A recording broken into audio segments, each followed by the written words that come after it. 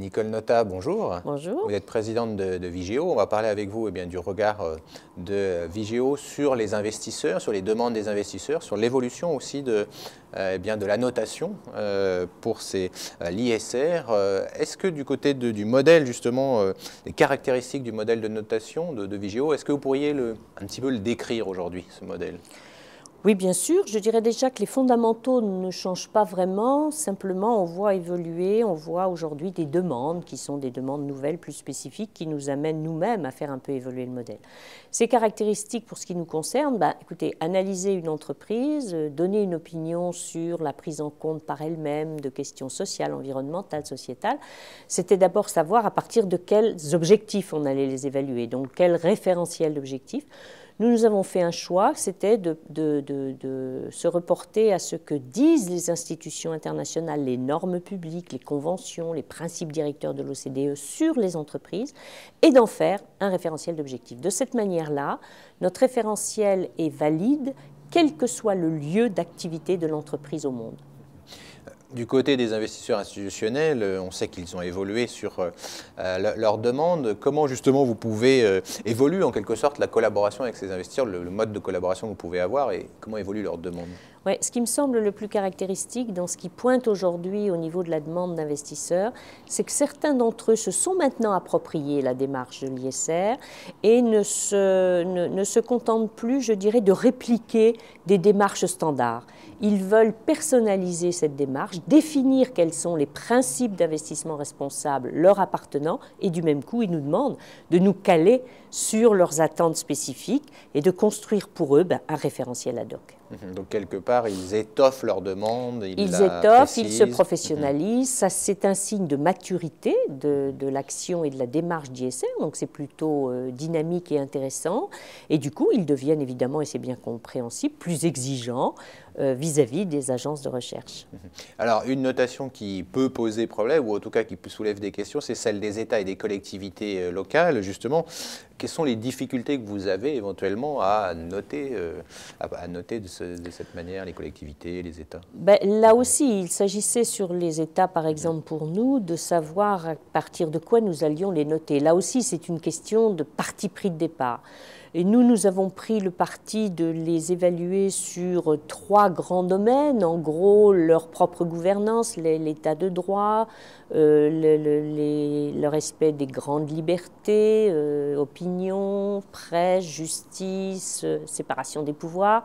Un second domaine qui est celui de la manière dont ils s'engagent aujourd'hui dans les défis environnementaux.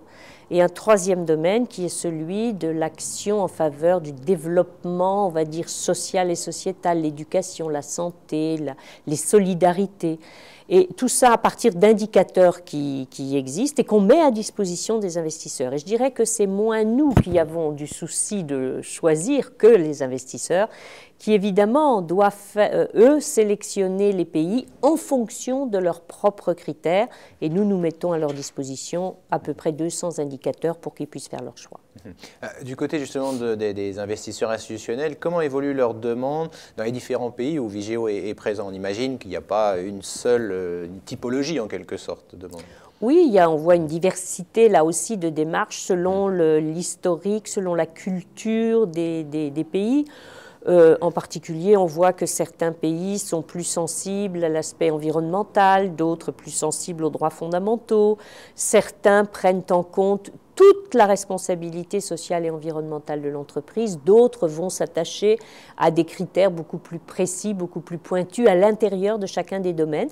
Mais là encore, je trouve que ça dénote d'une pratique qui devient de plus en plus mature, de plus en plus sérieuse, et je trouve que c'est un bon signe. Alors, en pleine période de crise économique et financière, on peut se poser la question pour l'investissement socialement responsable qui finalement est encore jeune, que ce soit pour la notation que vous représentez aujourd'hui ou pour même les investisseurs qui ont mis une démarche assez récente.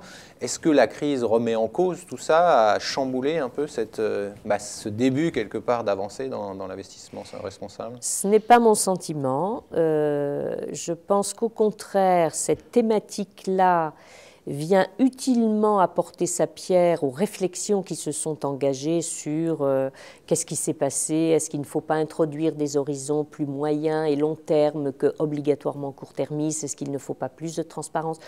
Donc je pense qu'à terme, ces critères-là devraient trouver davantage leur place dans les pratiques d'investissement. Maintenant, évidemment, c'est une intuition, mais il faut transformer l'essai.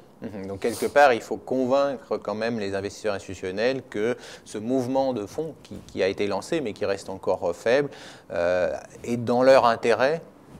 On ne va pas dire pour éviter les crises, puisque ça, c'est très compliqué, mais pour en tout cas aller sur du long terme et peut-être éviter la tentation du court terme pour certains d'entre eux. Oui, et je pense de ce point de vue-là que les investisseurs qui aujourd'hui se sont regroupés, par exemple autour des principes de l'investissement responsable au niveau mondial, peuvent jouer un effet de catalyseur, un effet d'entraînement, et puis peut-être aussi pédagogique, parce que ce sont des notions derrière lesquelles tout le monde ne sait pas bien ce qui se trouve, et de ce point de vue-là, servir un peu d'aiguillon de manière à ce que la démarche se diffuse. Merci Nicole Notat, présidente de Vigeo. Merci.